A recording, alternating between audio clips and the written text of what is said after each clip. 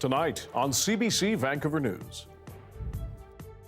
Decriminalization of drugs clearly is not working. More pushback against drug decriminalization in BC. City councillors from several cities asked the Premier to change course. Plus, the Surrey Police Service will become the police of jurisdiction for the City of Surrey on November 29th, 2024. The province sets a date for Surrey Police to be in charge, but many details are still unclear. There's so many unanswered questions about IT, training. And I just don't want to live here because in the public place there's not any safety. Injured and scared. The family of a stabbing victim in White Rock says they don't feel safe after recently coming to Canada. This is CBC Vancouver News.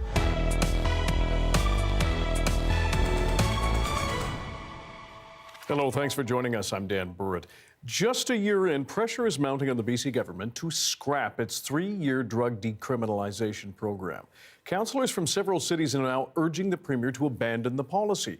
It does have supporters, but as Tanya Fletcher reports, David Eby admits they're looking at options. Decriminalization of drugs clearly is not working.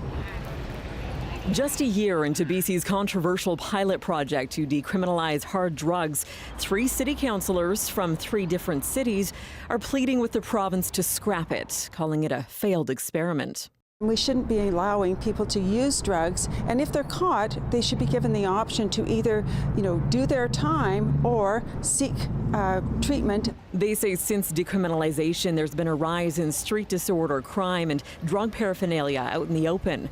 Police say their officers have struggled to manage public drug use in places like parks, beaches, and hospitals. There are many of those locations where we have absolutely no authority to address that problematic drug use. The Premier is acknowledging those public safety problems and hinting change may come. How can we save more lives? How can we keep people alive longer? And how can we ensure that people feel safe in our community? That work is underway and continuing, and we're going to have more to say about that soon. Some experts say from a harm reduction standpoint, decriminalization has been effective. The alternative to decriminalization, if we roll back and take it away, is criminalization. And it's going back to an approach that we know has failed time and time again. BC is not alone in trying to balance harm reduction and public safety. He's gotten Narcan 4 milligrams in the left nostril. Oregon was the first U.S. state to decriminalize small amounts of illicit drugs. But last month, with polls showing growing public backlash, that law was rolled back. Advocates here, however, say the province just needs more time. It's a 3-year pilot project for a reason, and they haven't given it the full amount of time to actually look at to say if it's working or if it's not working. This all comes with both a federal and a provincial election on the horizon as politicians parse whether public opinion might sway public policy. Tanya Fletcher, CBC News, Vancouver. People in Surrey can mark the end of November on their calendars. BC's Public Safety Minister says that's when the Surrey Police Service will be in charge in the city. The RCMP will move to a supporting role, but as Mira Baines explains, many details remain unclear. BC's Public Safety Minister and the head of Surrey Police and the BC RCMP Deputy Commissioner appeared together at the announcement of a target date for change of command. The Surrey Police Service will become the police of jurisdiction for the City of Surrey on November 29th, 2024. The province says it's a milestone and there is a pathway identified to allow Surrey RCMP to work collaboratively to support the Surrey Police Service when it's in charge of police services. With today's announcement, our hiring will ramp up. While there appears to be a unified front, there are lingering questions over how the 2 police forces will work together over the next 2 to 2.5 years until the transition is complete. The devil's in the details. BC RCMP Deputy Commissioner Dwayne McDonald says what that pathway will look like is still to be determined. He says working groups will develop an operational model that respects authorities of the RCMP Commissioner and Surrey Police. Other than that, I don't have any details for you right now because that work needs to be completed. Surrey Mayor Brenda Locke issued a statement calling the target date aspirational. She went on to say Minister Farnworth's announcement today is simply another desperate attempt by the province to demonstrate some kind of progress on this issue mere days before the matter is heard in court. Surrey's business community is questioning whether the November date is realistic. There's so many unanswered questions about IT, training, capital infrastructure, land agreements with the City of Surrey and the federal government. That's going to take way more than 6 months. Coming up, the city and the province will go to court next Monday for a judicial review of the province's decision to move ahead with the police transition, which the city opposes. Mira Baines, CBC News, Victoria. Meanwhile, Surrey Council has now passed its 2024 budget. Property taxes are set to cost the average single-family household an extra $177. Chad Pawson breaks down the rising costs that taxpayers there are facing.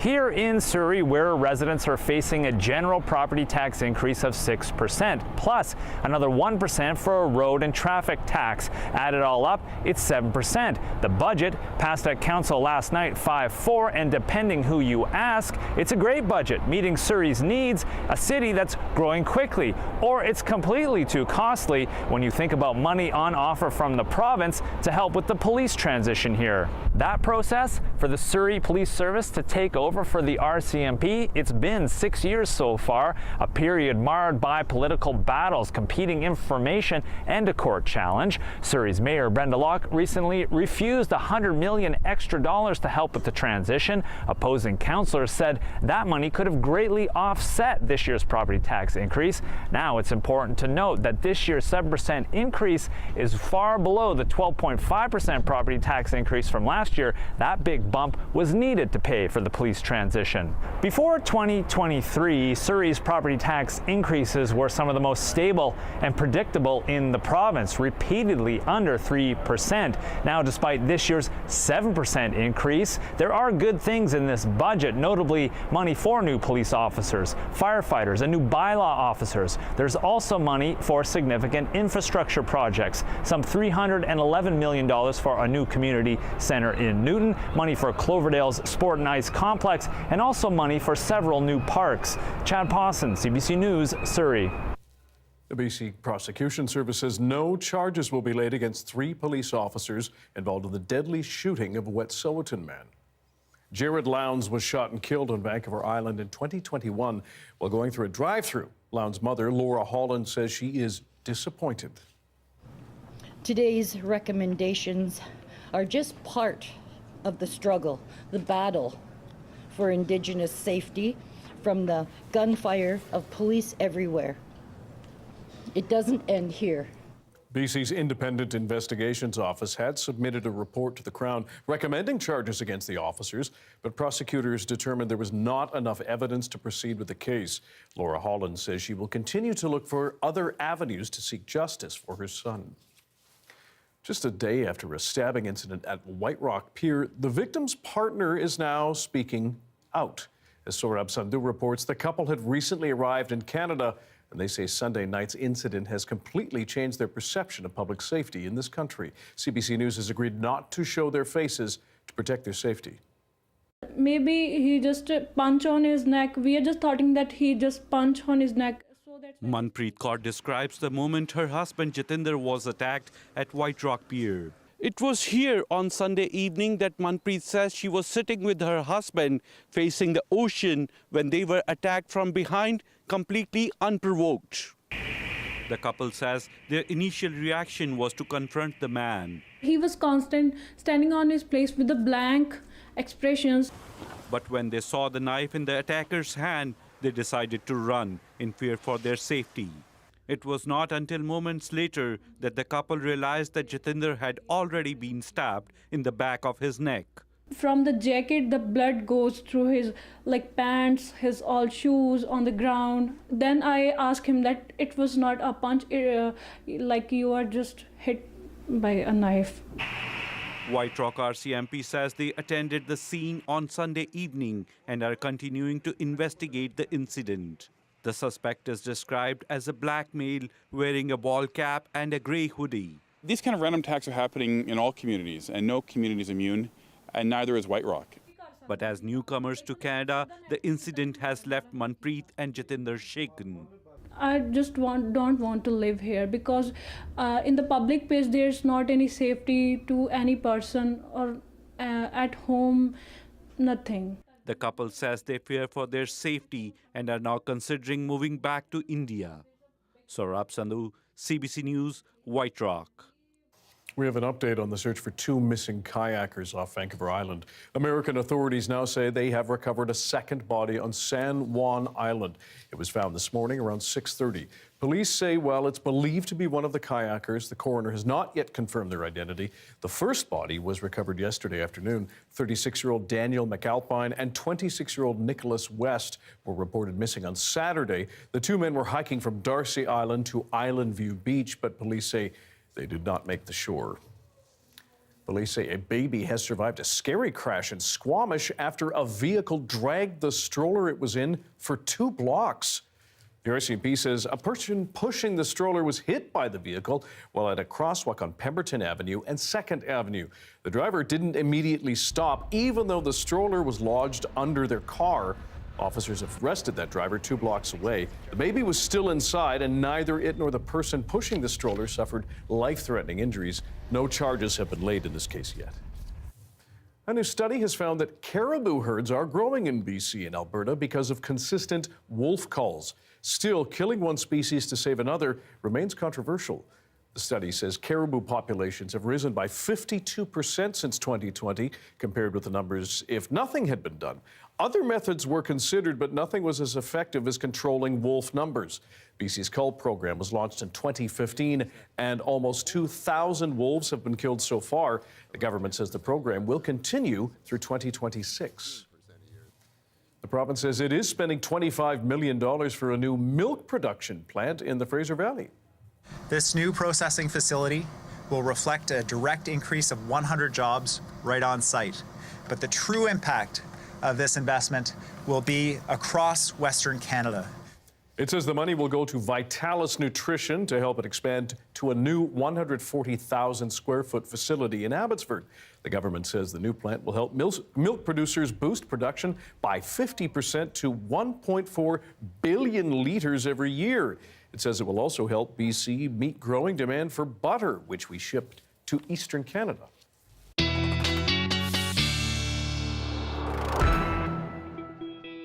Darius Madavi, it's a game night for the Canucks, and it's a nice day and a nice evening.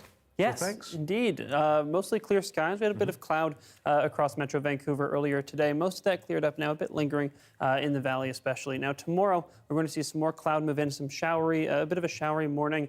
Before we get to that, let's talk about our temperatures. Those are remaining, they remained high today in Metro Vancouver. Tomorrow, as we see that front roll in, we're going to see temperature, or just unsettled conditions tomorrow. We'll just see temperatures drop a little bit of something moving in. Thursday, we see that front properly move in, some much rainier day then. And then temperatures slowly start to recover on Friday, potentially coming up a bit more into the weekend, although a bit of rain on Saturday may stymie that. We're going to start to see that rain now spreading to Vancouver tomorrow morning again before we start to see that clear up tomorrow evening. Likely the cloud clearing up as well for a mostly cloudy, but still a bit of sunshine tomorrow night, which may be the last time we see the sun for a while because there is some more serious rain coming Thursday and potentially again on Saturday, although tomorrow, Thursday will probably be the worst of it. In terms of conditions tomorrow, mostly just lots of showers, a lot of shower activity, and then a little bit of a dry spot down in the southeastern corner of the province. But again, lots of showers on the way. And then in terms of a 5-day forecast, we've got those showers clearing up tomorrow night, and then pretty consistent forecast, Dan. No kidding.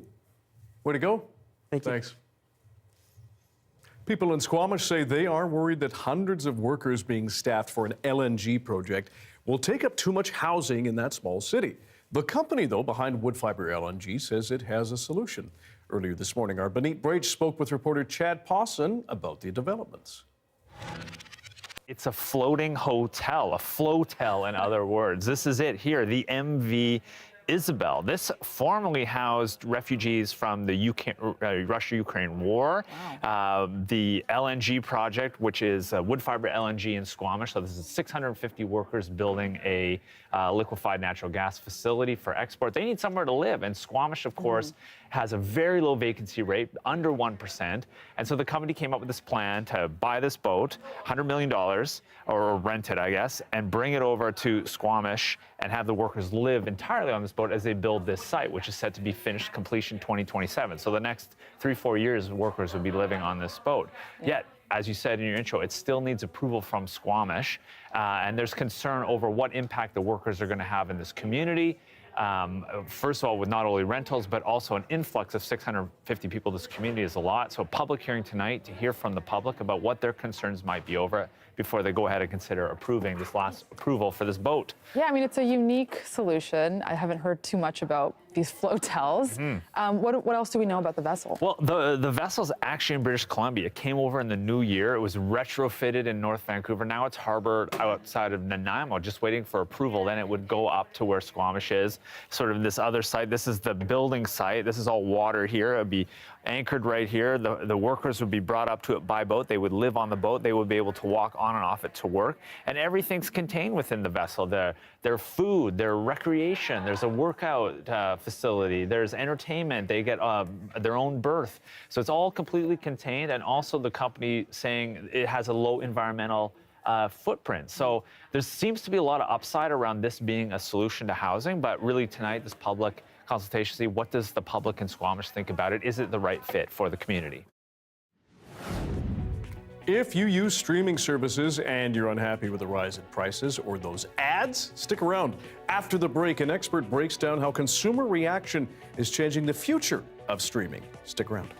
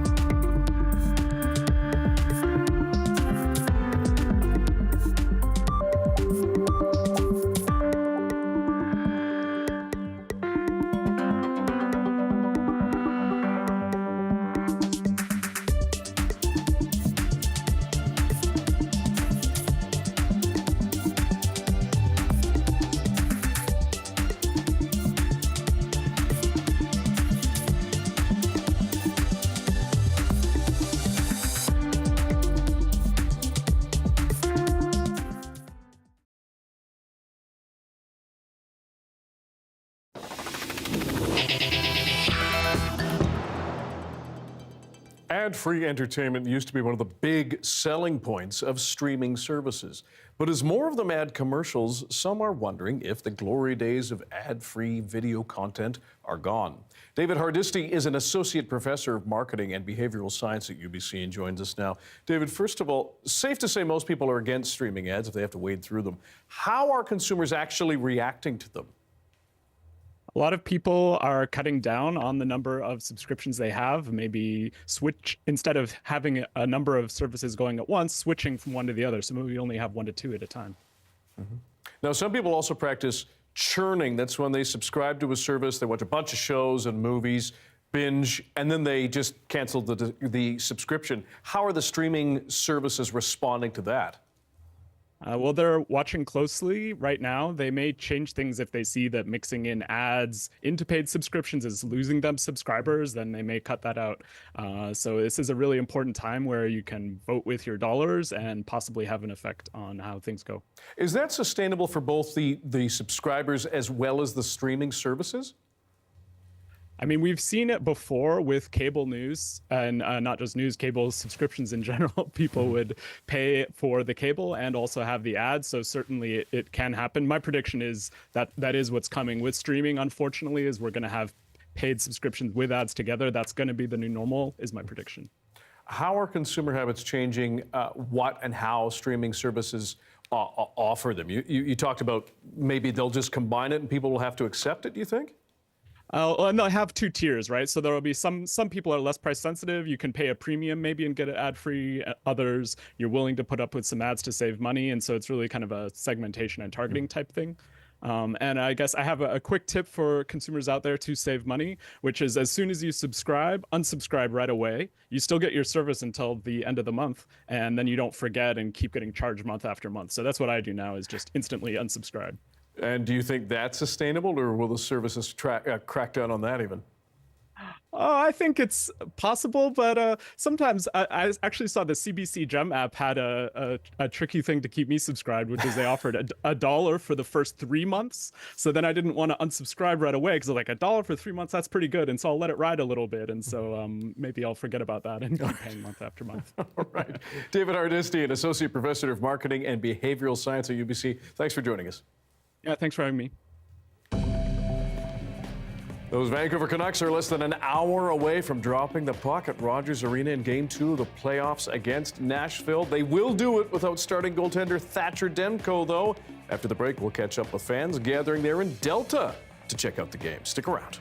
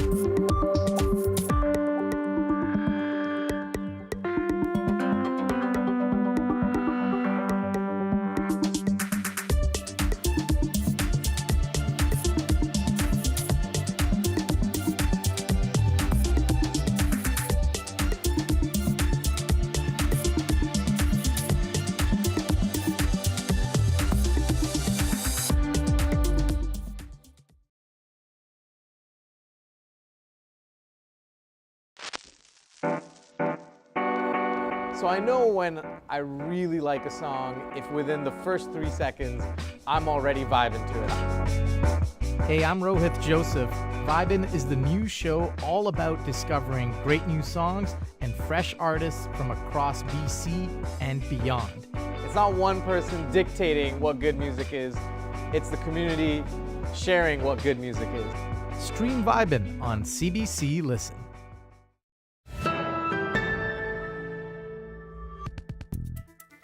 Vancouver Canucks fans are gearing up for Game 2 of the Stanley Cup playoffs against the Nashville Predators. But starting goaltender Thatcher Demko won't be on the ice tonight. He's sidelined with an injury. The CBC's Michelle Gassoub is in Delta, where fans are gathering to watch the game on a big screen. Michelle, what do fans think of Demko's injury? Well, Dan, I think a lot of people woke up this morning feeling good, coming off the momentum and energy of Sunday. And then after seeing that news of Demko's injury, a lot of anxious Vancouver Canucks fans. What we know about the injury was that it was sustained sometime in the past 2 days. There's a lot of speculation that it was potentially during one of those dramatic saves from Sunday's game. So Casey DeSmith, backup goalie, is going to be in net tonight. There is a lot of support from him, including from Demko's mother, who posted a tweet showing her support. So a lot of anxious fans, but people are also pretty familiar with DeSmith. So at least with the energy here tonight, people are feeling good. They've got their cheesies out, they've got the blankets, they've got the jerseys, they're ready to go. Sounds like a party. We can see them streaming down to Rogers Arena here from downtown Vancouver. How are local bars and restaurants dealing with the spike in business? Well, I think they're pretty happy about it. We were at the Tap and Barrel at Brentwood a little bit earlier today. They were talking about the influx of people coming in on Sunday, and they're expecting another influx tonight. Take a listen to a clip from earlier today. It's been a tough time for bars and restaurants, but this has helped quite a bit. It's only been one game so far, but we're expecting it to be about 20 to 30% increase over regular days of the week. So they're very much happy about that. Now, Vancouver police are encouraging people, if you want to celebrate the game with a few drinks, do that at home or head to a bar or a restaurant. This is actually one of the only public viewing parties in the Lower Mainland. Vancouver police said if there is going to be a fan zone in Vancouver, they are very open to working on that with the city. The city is saying they are maybe in talks with the Canucks. At least for this round of the playoffs, we're not going to see a fan zone in downtown Vancouver, but you can head down to Delta. It's a very good energy and atmosphere out here. People are ready to watch the game and say, go Canucks, go. Thanks very much. Michelle Gassoub reporting from Delta. And that is our show for tonight. Thank you for joining us. Playoff hockey is coming up next between the Winnipeg Jets and the Colorado Avalanche. Zara Premji will have your next local news after that game, as well as the national. For those of you watching online, we'll be right back.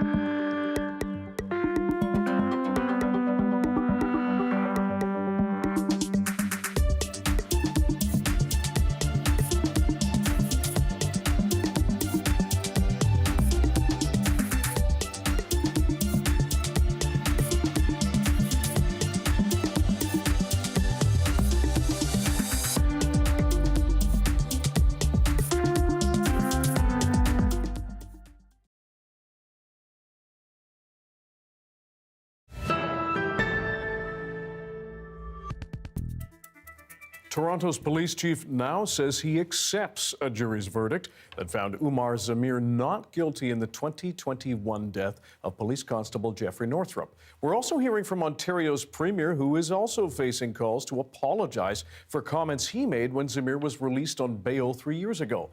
More now from Chris Glover. Hoping to focus on a lauded police initiative tracking down the country's most wanted, Police Chief Myron Demkew couldn't escape lingering questions about his officers' conduct. Quite frankly, I think we owe it to everybody to do everything we possibly can to prevent these kinds of things from happening again. As Umar Zamir was acquitted Sunday for killing a Toronto police officer back in 2021, scrutiny shifted to 3 officers who testified at trial that Zamir had run over Constable Jeffrey Northrup with his car deliberately.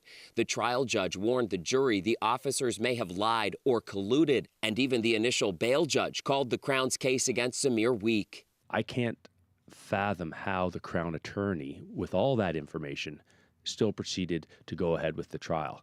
Don Valley East Councillor John Burnside, who's a former police officer and up until last week was on the Police Service Board, is one of many still fuming over the trial. I can't understand how the Crown attorney would have access to all the physical evidence and the testimony, or what the testimony will be for the officers at the trial, wasn't better prepared and didn't pull back or do something so that this debacle didn't occur. Did your officers lie on the stand, and was there any collusion? Well, again, it's completely inappropriate for me to comment on that at this stage. So much turmoil over the trial, Toronto's police chief has called in the OPP to investigate his officers' conduct. When I asked for a review, I asked for it to be done by an external agency and be independent of us, really, truly in the hopes of, providing some comfort that, we're moving towards rebuilding trust by examining the circumstances and doing so in an independent way. I think it's fair to say that what we are seeing come out of this case calls for more than just a review by another police force, but some form of more robust, independent review of what transpired. The Canadian Civil Liberties Association concerned about pressure from police investigating police, just as it was concerned how political pressure factored into the trial moving forward in the first place. There is a close relationship between the Crown and the police. And in this case, it's conceivable that there might have been perceived or actual pressure by the police on the Crown to proceed with the prosecution. We believe this was an intentional and deliberate act. Pressure that came not just from the police, but also political leaders, including the Premier, who called Zamir's release on bail in 2021 incomprehensible and unacceptable. At that time, I had limited information. The courts have decided, the jury decided, and you have to respect the justice system. I don't think that the Crown attorney will make decisions based on public pressure. Michael Korstein is now a defense lawyer, but he was a Crown attorney for nearly a decade. Do you think if you were the Crown in this case, you would have gone forward with a trial, first-degree murder trial? That's entirely impossible for me to say. He says in Ontario, Crown attorneys proceeding with a trial consider their own argument and not as much potential defenses or the credibility of witnesses. Maybe there's too big of a gap between the Crown decision to proceed on certain cases, at least as far as an orthodox application of the reasonable prospect of conviction, versus the very high threshold to almost a near certainty to prove a case beyond a reasonable doubt. And maybe it's that particular threshold that does put too many cases in the system. And amid all the frustrations with this case, we were hoping for a different outcome. The chief forced to clear up mounting frustration over his dismay on Sunday with the not guilty verdict. Closure does not come at the expense of justice. And let me be crystal clear. I support and accept the verdict of the jury. He says he's committed to restoring faith in his officers, and the chief hopes the investigation stemming from the trial will help too. Chris Glover, CBC News, Toronto. A former tabloid publisher says he helped Donald Trump kill stories that could have damaged his reputation. David Pecker testified for a second day at the former U.S. president's hush money trial in New York. Trump spoke outside the courtroom, insisting the charges are politically motivated. We have the worst president in the history of our country, and he's the one that has us in all these different lawsuits. Prosecutors argue Pecker took part in a catch-and-kill scheme with Trump to cover up sex scandals that could hurt his 2016 presidential campaign. The former National Enquirer publisher said he would alert Trump's team about damaging stories and suppress them. He also said he agreed to run damaging pieces on Trump's rivals. Trump is accused of falsifying business records to conceal sex scandals. He's pleaded not guilty to 34 charges.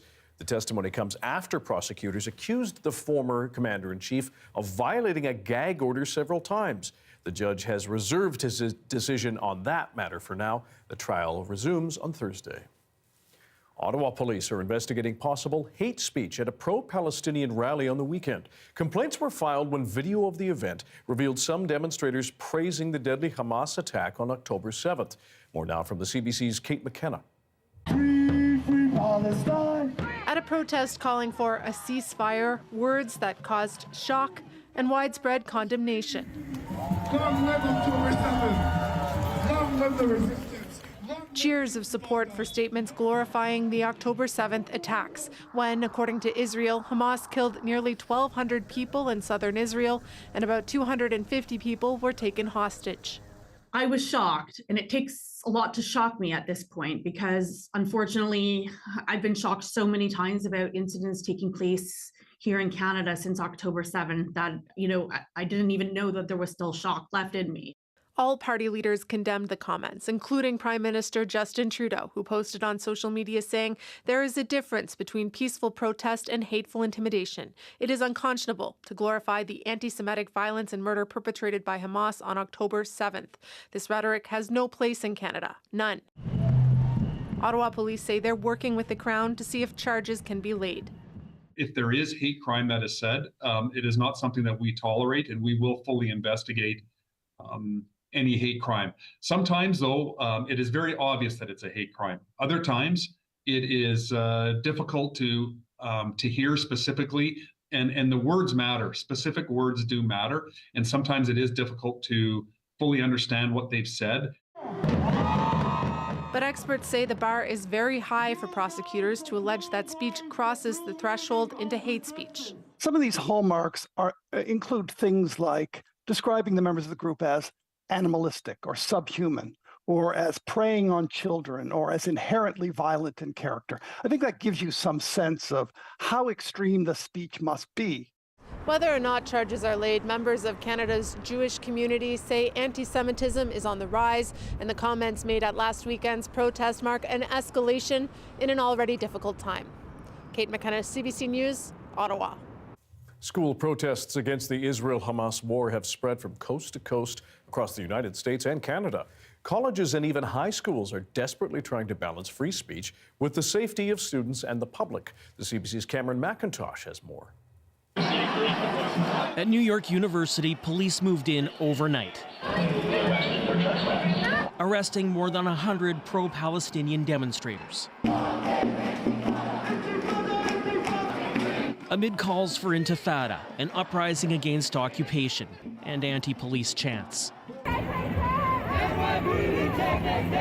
One of several campus demonstrations spreading across the U.S. Free, free, free Palestine! In support of a larger demonstration at New York's Columbia University, where demonstrators insist they're protesting their school's financial and academic ties to the Israeli government. We're fighting for the lives of people. We're fighting against the complicity of our own university. Last week, about 100 Columbia demonstrators were arrested. Jewish faculty and students are complaining about intimidation and threats. They've just decided it's their mission to come here and generally harass Jewish students. Trying to balance calls for free speech and safety, Columbia's president is being roundly criticized on all sides. Meanwhile, protests have spread to other campuses, including Yale, which also saw arrests, Michigan, Berkeley, and California State Polytech. It's making a lot of politicians, Democrat and Republican, nervous. The president calling for cooler heads. I condemn the anti-Semitic protests. I also condemn those who don't understand what's going on with the Palestinians. For many schools, including Columbia, this week marks the end of the semester, and hope the debate, demonstrations, and division move on to somewhere else. Cameron McIntosh, CBC News, Winnipeg. 10% of the world's population is voting in the Indian election. That began this week. Ballots will be cast over 6 weeks and results announced June 1st. Early Edition host Stephen Quinn spoke with Rita Tremblay, a University of Victoria political science professor, about why Prime Minister Narendra Modi is projected to win a third term.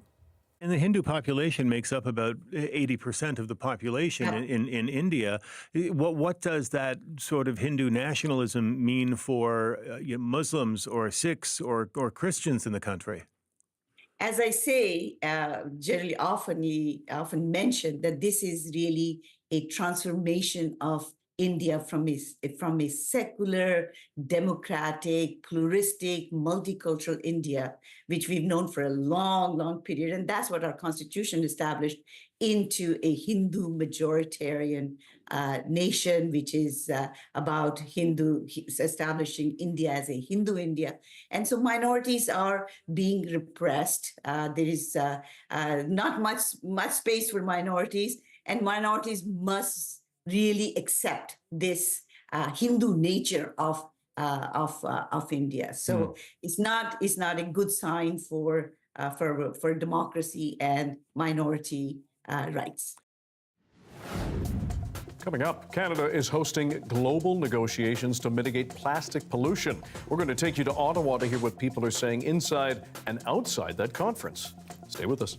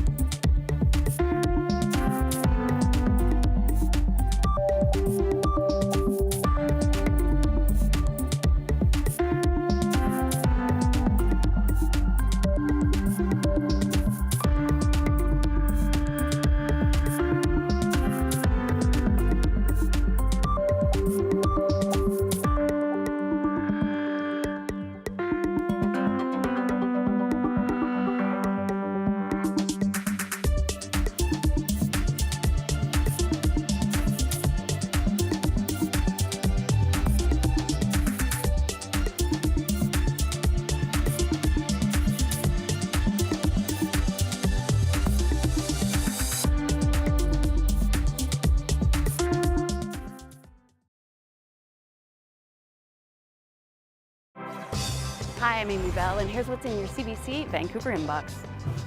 With the changes to how Canada is able to access journalism online and on social media, we want to assure you that when you're looking for CBC News, you'll always be able to find us. Local news, breaking stories, and the latest from around the world is at your fingertips any time of the day with the free CBC News app and online at cbcnews.ca. For news you can trust, download the CBC News app and stay connected wherever you are.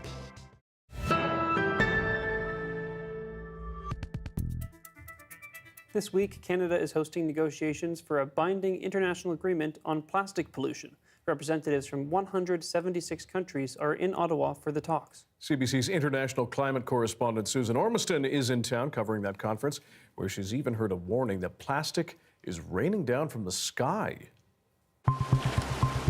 They call it the Garbage River in Guatemala, clogged with plastic waste and sewage, eventually finding its way to the Atlantic Ocean.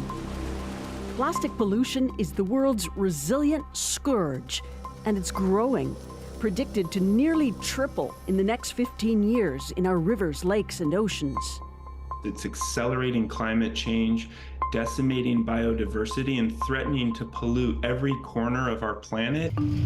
You might think you're virtuous, dutifully recycling what you buy, but truth is, we're all awash in plastics. Citizens and consumers are tired for being blamed by the plastics industry or by governments for this problem. Many are trying to do their best, but it is actually very hard to go to the supermarket without ending up with a lot of plastics that you didn't want to buy. No matter our efforts, only 9% of plastic has ever been recycled. So with the problem piling up and up, why is it so hard to end plastic pollution? To try to answer that, we're here in Ottawa, where over 4,000 delegates from over 175 countries are trying to hammer out a binding global treaty to end plastic pollution. Stewards of this land. They're on deadline to get the treaty sealed by the end of this year. This process is really a once-in-a-generation opportunity to end plastic pollution. It's a historic process. The stakes are really high. It is so decided. 2 years ago, at a UN-brokered conference, they all agreed to try. There's been 3 sets of negotiations since. But the road to Ottawa has been littered with roadblocks. The big one, cutting back on plastic production. Should some types of plastic be banned? We don't believe that bans are a blanket answer. Isabelle Deschênes speaks for the chemistry and plastics industry in Canada. And that's one of the complicating factors, right, is what is the scope of the agreement? Is it to address those plastics that are found in the environment, which tend to be single-use or disposable items, or is it to address all plastics? So those used in durable goods, and certainly for a number of groups, production caps are their red line. She's right, a red line for some oil-producing countries and for groups like Greenpeace.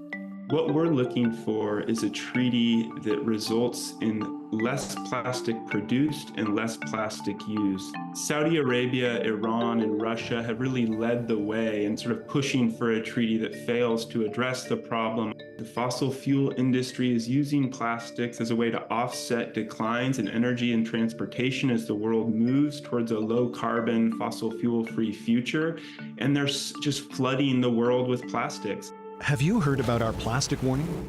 In Ottawa, on billboards and buildings, an ad campaign is drawing attention to the grave human costs of plastic pollution. What do you mean it's raining plastics? Thousands of tons of plastic are falling out of the atmosphere, which have been generated from other parts of the world or even here in Canada, and falling on Ottawans, and you're absorbing it through your skin, you're absorbing it as you breathe, it's falling on the food that you eat.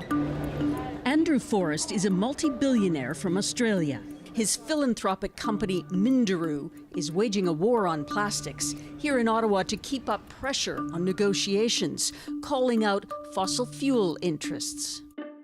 I'm saying to these negotiators here, if you are from a fossil fuel company or a polymer company and you're coming to Ottawa to destroy this, you're going to be destroying humanity. Forrest admits he's been a polluter, made his fortune in mining, then got a PhD in marine ecology and is using his influence and wealth to warn about the risks of too much plastic. We're not here to just decimate the world, and right now plastics are decimating the world, and we have to stand up to it. It is so hard to end plastic pollution. This isn't going to go smoothly. To get a treaty means a lot of tough negotiating on things like reducing single-use plastics, designing them for more reuse or recycling, mandatory or voluntary regulations, and how about bans or phase-outs? Do you think there's too much plastic? There's a lot of plastic, and there's a lot of plastic for a reason. It helps to preserve our food. It helps in lightweighting. You know, as we're thinking about food insecurity, packaging is important for that. Can we work to redesign those packages and ensure that they use less of that product, they use more recycled content? Absolutely.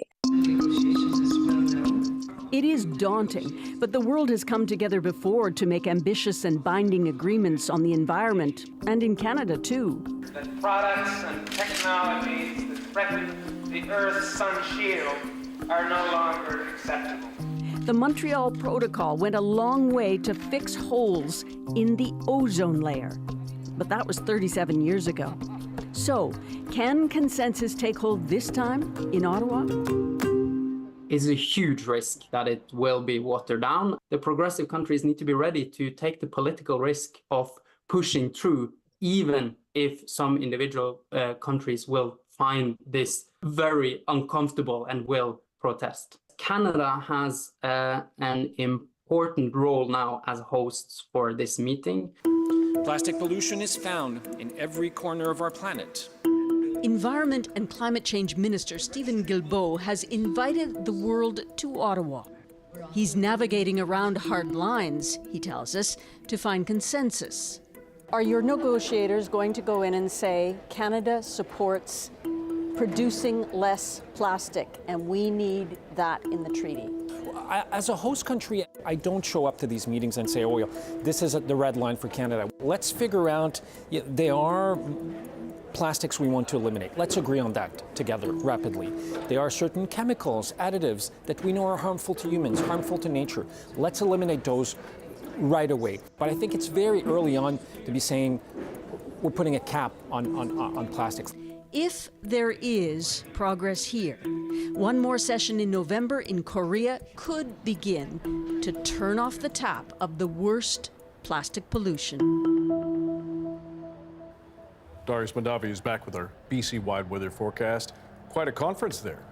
Yes, tackling one of the biggest issues of our time. I mean, microplastics, plastics as well, have been found everywhere from the peak of Mount Everest to Canada's most remote lakes to the bottom of the ocean, in the deepest parts of the ocean. So this is a major topic that spans the entire world, even places that haven't seen the plastics themselves. As we heard, it can rain down from the atmosphere, get travel through our rivers. It is definitely one of the biggest problems of our time, considering the health impacts, the impacts to the environment, and so whatever is done to address the issue will only help as we move forward in terms of how we continue to consume and use different goods. So the Earth Day earlier this week, or just yesterday actually, was calling for a reduction in plastic use, single-use plastics eliminated entirely by 2030, and a reduction in all plastic use by 60% by 2040. So that is what some people are advocating for, and as we continue to see these talks progress, we'll see what the big international players decide on.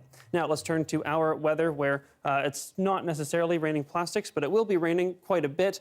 We have some more temperatures coming down tomorrow. We're going to see a pretty decent drop again down on a Thursday before they start to come back up on Friday, although we may see them fall again on Saturday, so don't get your hopes up too much that we're going to see those temperatures fully rebound to where they were today. Now, if we take a look at our precipitation, you can see it already hitting parts of the island, North Island especially, going to continue coming down, reach us here in Vancouver tomorrow morning, but then mostly clear out by the afternoon. We should see the cloud clear out a little bit as well. So towards sort of mid to late afternoon tomorrow. We should see a little bit of sunshine here in Vancouver and across much of the island as well. Thursday, we see that bigger front roll in, bringing plenty of precipitation, very little snow because those temperatures are not quite low enough that we're going to see very much on anything like the local mountains, although Whistler should get some snow. And then we're going to continue to see that system roll through right into Friday. Unsettled conditions remaining, so still some showers, some more proper rain on Saturday as well. And then we should see a little bit of a drier day on Sunday, which we'll see in our 5-day forecast in a moment. Across the province, just a little bit of activity in the north, a few of those showers breaking to the southern interior, but generally that's all the activity we have. In terms of conditions, a very showery and wet day tomorrow, a few thunderstorms possible in the more northern parts of the province, but here in Vancouver, pretty consistent, pretty Vancouver forecast. We're going to see that blue sky start to clear out, some more overcast conditions move in, but generally, Dan, it's a pretty Vancouver week. And we need it. We do. Thanks, Darius. Thank you. And thank you for being with us tonight on CBC Vancouver News at 6. You can watch this show on our CBC Gem, our free app, as well as YouTube and our website, cbc.ca/BC. Zara Premji will have your next local news after hockey and the National. Good night.